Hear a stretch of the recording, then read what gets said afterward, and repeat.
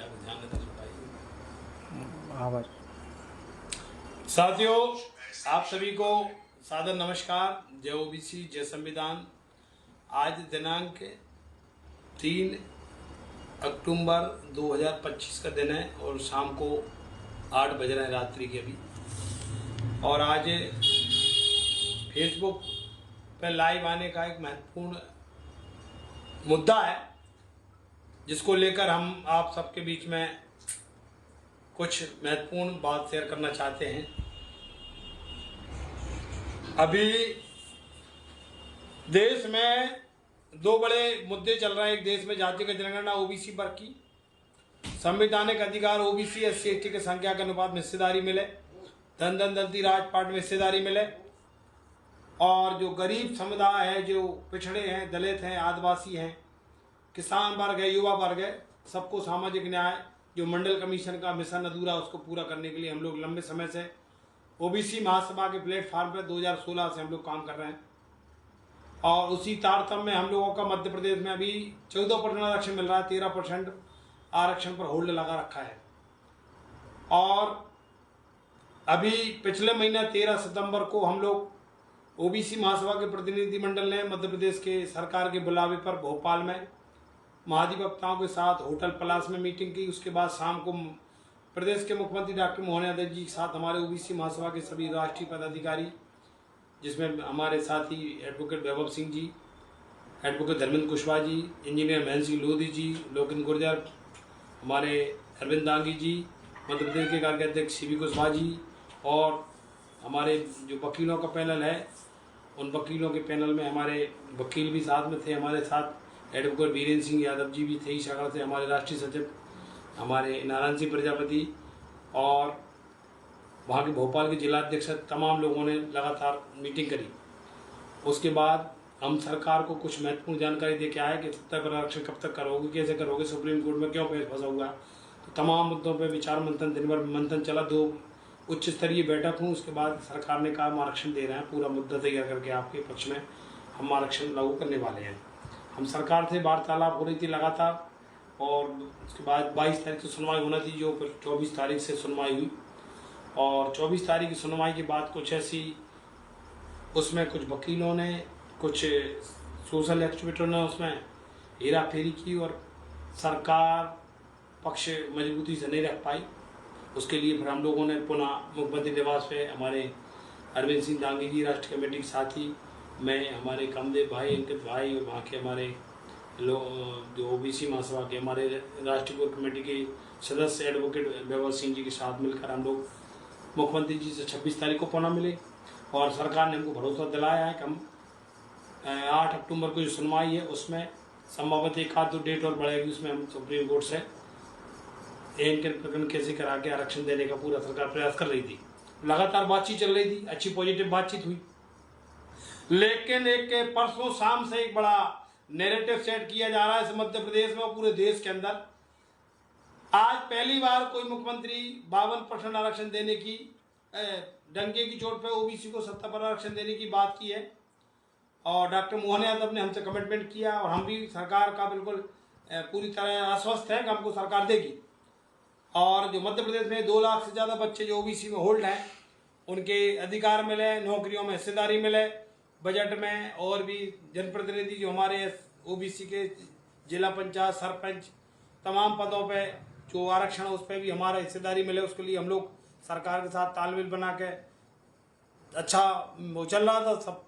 लेकिन अभी परसों से कुछ, जिनको मैं बोलूं, इस देश के बेईमान लोग, जिनकी संख्या 3% है पूरे देश में, जो भारत के 80% से ज्यादा पदों पे, high court, supreme court, Delhi के केंद्रीय सचिवालय से लेके भोपाल के वल्लभ भवन से लेके जिले के तहसील और कलेक्टर कार्यालयों में सब जगह जिनकी भरमार संख्या 80% पदों पे बैठे हैं, सारे देश के संगठनों पे इनका कब्जा है और सारे धार्मिक ट्रस्टों पे इनका कब्जा है।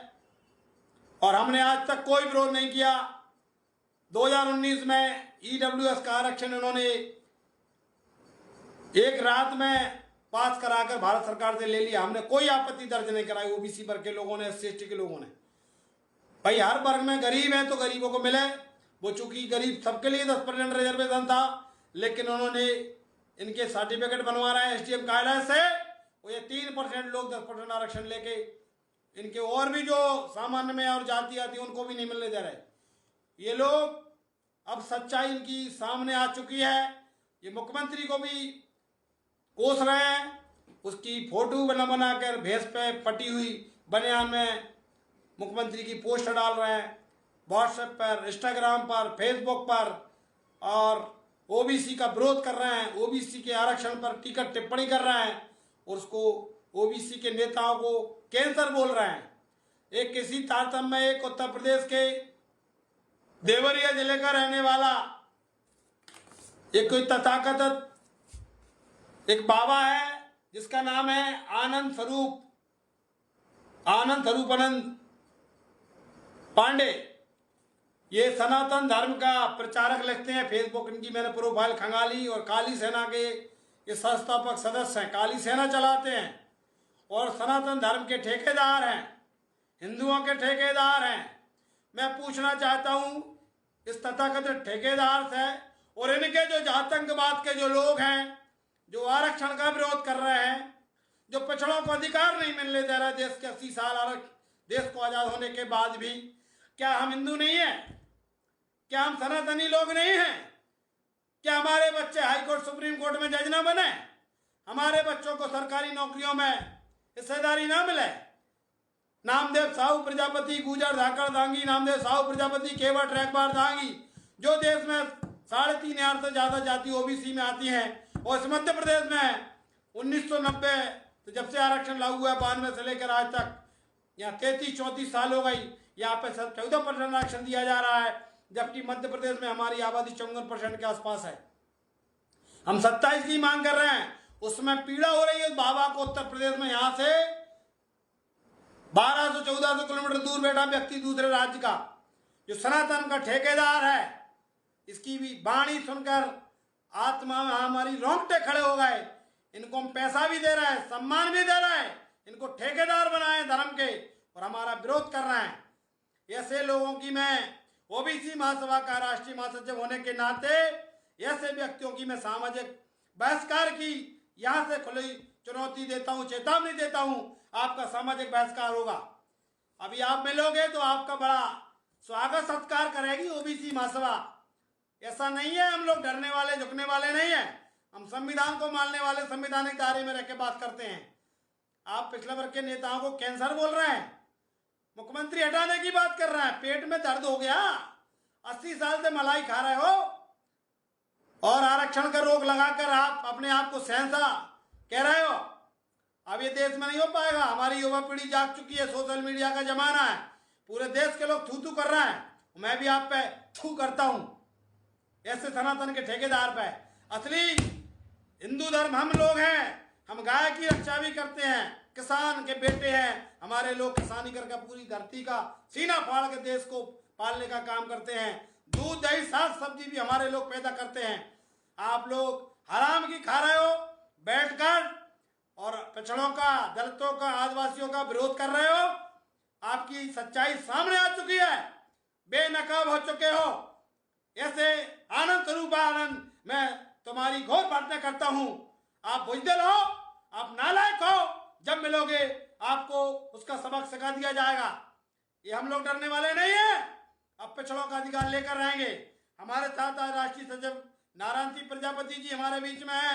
अभी हम राष्ट्रीय कार्यालय में प्रेस कॉन्फ्रेंस कर रहे थे और हमारे बीच में हमारे एडवोकेट जो ओबीसी के उस आरक्षण में दिल्ली में भी लड़ाई लड़ रहे हैं, हमारे साथी एडवोकेट वीरेंद्र सिंह यादव जी आपके बीच में रूबरू होंगे।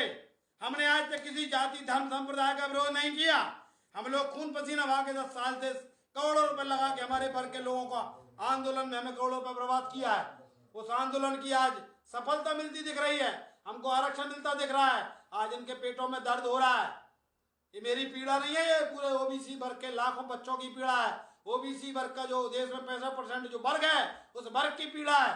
सब जातियों के हम लोग ओबीसी वर्ग के लोग अभी सोमवार को ज्ञापन देंगे और हम भारत सरकार से और राष्ट्रपति से मांग करेंगे, ऐसे तथाकथित जो धर्म के ठेकेदार बनकर पिछड़ों को, आदिवासियों को, दलितों को गुलाम बनाना चाहते हैं, संविधान का जो 340 अनुच्छेद में हमको आरक्षण का पूरा प्रावधान है उसका विरोध कर रहे हैं, बाबा साहब के संविधान का विरोध कर रहे हैं।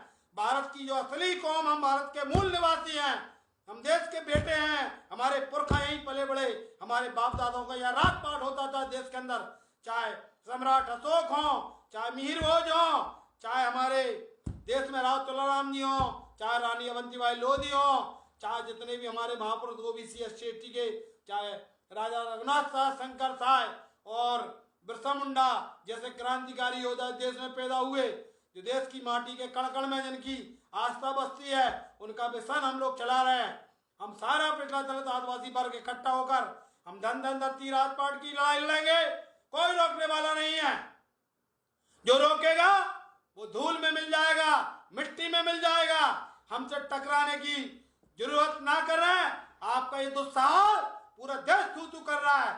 हम ऐसे सनातन धर्म के ठेकेदार की कोई वर्तना करते हैं और सामाजिक बहिष्कार भी करते हैं। हमने किसी जाति, धर्म, संप्रदाय का आज तक हमारे ओबीसी के लोगों ने कभी विरोध नहीं किया है। आज सरकार झुक के हमको अधिकार देने की बात कर रही है। कुछ लोगों के पेट में तकलीफ हो गई, इंस्टाग्राम पर रील बनाकर डाल रहे हैं, ट्विटर पर विरोध कर रहे हैं, फेसबुक पर लाइव आके कर रहे हैं, न्यूज चैनल में बाइट दे रहे हैं। अभी हम बाइट नहीं दिए, सोमवार को देखना पूरे देश में दहकेगा। देश संविधान से चल रहा है, किसी तथाकथित ये पोंगा जो धर्म के ठेकेदार है इनसे नहीं चल रहा। आप अपनी औकात और हैसियत में रहिए, संविधान के दायरे में समझा रहे हैं, वरना हमको सड़कों पे आके उग्र आंदोलन करने को मजबूर न करें। देश में कोई भी माई का लाल पिछड़ा वर्ग का विरोध करेगा, धरती में गाड़ देंगे। देश हमारा है, हमारे पुरखों ने खून पसीना बहाया है, हम देश के बेटे हैं। हमारे भारत के करोड़ों बेरोजगार घूम रहे हैं, किसानों की दुर्दशा है, महिलाओं की दुर्दशा है, गौ माता रोडों पे मारी मारी फिर रही है और हम सब स्वाभिमान के लिए संघर्ष कर रहे हैं। उसके बाद हमारा विरोध कर रहे हो, हम आपको मान सम्मान देते हैं, दान दक्षिणा भी देते हैं, आपको हम सर्वश्रेष्ठ मानते थे। आज आपकी पोल पट्टी खुल चुकी है, आज के बाद हमारा आपसे कोई सम्मान का रिश्ता नहीं रहेगा। जय भारत, जय संविधान। आगे हमारे राष्ट्रीय सचिव नारायण सिंह प्रजापति जी आपके बीच में बात रखेंगे 2 मिनट। हमारे एडवोकेट जो हमारे कोर्ट में दिल्ली की भी लड़ाई लड़ रहा है, जबलपुर में भी लोग लड़ाई लड़ रहे हैं, जिले में भी लड़ाई लड़ रहा है, एडवोकेट वीरेंद्र सिंह यादव जी आपके बीच में बात रखेंगे। धन्यवाद। इस वीडियो को ज्यादा से ज्यादा लोगों तक शेयर करिए और इन मनुवादियों को, इन तानाशाहियों को, जो आतंकवाद फैला रहा है, इनको सबक सिखाइए। जय भारत, जय संविधान। मैं अपनी बात को यहाँ रोकता हूँ। हमारे राष्ट्रीय सचिव जी आपके बीच में बात रखेंगे, आदरणीय नारायण सिंह प्रजापति जी। उसके बाद एडवोकेट हमारे वीरेंद्र सिंह यादव जी बात रखें।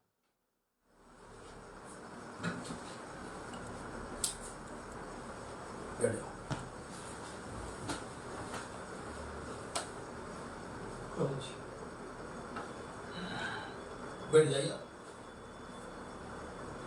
खोल लो जी में पेन है। साथियों, जय ओबीसी, जय संविधान। मेरा नाम ओबीसी नारायण सिंह प्रजापति, ओबीसी महासभा राष्ट्रीय सचिव। साथियों, जो कल परसों ट्विटर पे जो कुछ मनुवादियों की विचारधारा अपने आप ऊपर आ गई है कि वे अपनी विचारधारा से हमारे लिए 27% आरक्षण नहीं देना चाहते। साथियों, ये पिछड़ा वर्ग के लोग तब नहीं जागे जब आपके लिए ईडब्ल्यूएस में 2 दिन में लागू हो गया था, पर आपके लिए इतना क्यों दर्द हो रहा है कि 54% आबादी होते हुए भी 27% आरक्षण नहीं मिल पा रहा है और आप 10% लोग आप कितना आरक्षण खा रहे हो। आपको सोचना होगी, समझना होगी। और इस सभी पिछड़ा वर्ग के लोगों से हम अनुरोध करते हैं कि इनकी मनुवादी विचारधारा को समझो और आगे भी अपने आने वाली रणनीति के तहत काम करो। और मैं साथियों सभी पिछड़ा वर्ग, एसटी, एससी, ओबीसी वर्ग से कहना चाहता हूं कि आप आने वाले भविष्य चुनाव में जिला, जनपद, विधानसभा, लोकसभा में इन्हें वोट देना बंद कर दो तो ही आपका भला हो पाएगा, नहीं आपका भला नहीं हो पाएगा। इन्हें सत्ता में बैठाओगे तो आपका भला नहीं हो पाएगा, क्योंकि इस देश के अंदर पिछड़ा, अति पिछड़ा जो आज रोडों पे फिर रहा है, और जो कुछ मरीवारी विचारधारा के लोग जो सिस्टम में बैठे हुए हैं, हमें आरक्षण देने का काम नहीं कर रहे हैं। तो साथियों, सभी पिछड़ा वर्ग के लोगों से हमारे ओबीसी महासभा की तरफ से एक ही अपील है कि जो आने वाले ओबीसी महासभा डिसाइड तारीख तय करे, उस दिन रोडों पे हिटे, निकले, अपने आने वाली हक अधिकार की लड़ाई लड़े। सभी साथियों से जय ओबीसी, जय संविधान।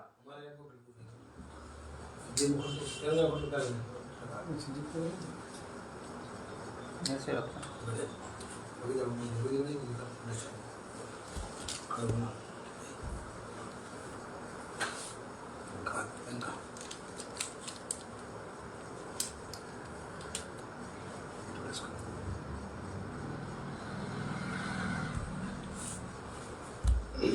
जय ओबीसी, जय संविधान। साथियों, मैं सभी ओबीसी भाई बहनों से निवेदन करूंगा कि जो वर्तमान में प्रदर्शन चल रहा है हमारा ओबीसी महासभा का, और जिसके लिए ओबीसी महासभा का गठन किया गया था, और जिस ओबीसी आज वो घड़ी आ गई है, सरकार और संगठन और हमारी ओबीसी महासभा सब मिलकर एक कंधे से कंधे मिलाकर पूर्णतः तय दिल से हम एक उसमें काम कर रहे हैं। इस दिशा में हमने देखा है कि 13 तारीख को शासन लेवल पर ओबीसी महासभा को आमंत्रित किया गया था, जिसमें शासन ने और ओबीसी महासभा ने मिलकर इसमें एडवोकेट जनरलों के साथ में, उसमें हम लोग भी, वकील लोग भी शामिल थे, सभी ने कानून की पेचीदगियों को समझा। आखिर हम तब मैंने तो पहली बार इस तरह की बात को समझा कि ये मामला क्यों उलझा हुआ है। लगभग इस जो ओबीसी के संबंध में जो होड़ लगा हुआ है 13% में, वो इसलिए लगा हुआ है कि लगभग 100 पिटीशन क्लब हो चुकी है और सामान्य उच्च न्यायालय में, सर्वोच्च न्यायालय में विचाराधीन है, और उसमें शासन की भी मजबूरियां रहती हैं, हमारे नेताओं की भी मजबूरियां रहती हैं। जब माननीय मुख्यमंत्री जी को हमने पॉइंट बाई पॉइंट इस चीज़ को समझाया और उनने इस चीज़ को समझा, और उन्होंने भी इस बात महसूस किया कि वास्तव में ओबीसी वर्ग के लोगों के साथ बहुत अन्याय हो रहा है, और उन्होंने स्वयं स्वीकार किया कि मैं ओबीसी वर्ग का होते हुए भी आज मेरी भी आंखें खुल गई और मैं इसके लिए पूर्ण दायरे से लागू करना चाहता हूं। आप लोग भी मेरा सहयोग करें। अब जब शासन सहयोग कर रही है, ओबीसी महासभा सहयोग कर रही है, और हमारे एडवोकेट जनरल सारे लोग लगे हुए हैं, तभी इन लोगों को जो तथाकथित धार्मिक पाखंडवादी लोग हैं, वो धार्मिक पाखंडवादी लोग के पेट में इस तरह की कुलकुली उठने लगी कि आज वो इसका हमारा विरोध कर रहे हैं। कहीं हमारे ओबीसी महासभा के नेताओं को, ओबीसी के नेताओं को जो पदों पर बैठे हुए हैं उनको कैंसर के मरीज बता रहे हैं, अथवा इनको यह कह रहे हैं कि जो देशद्रोही लोग हैं।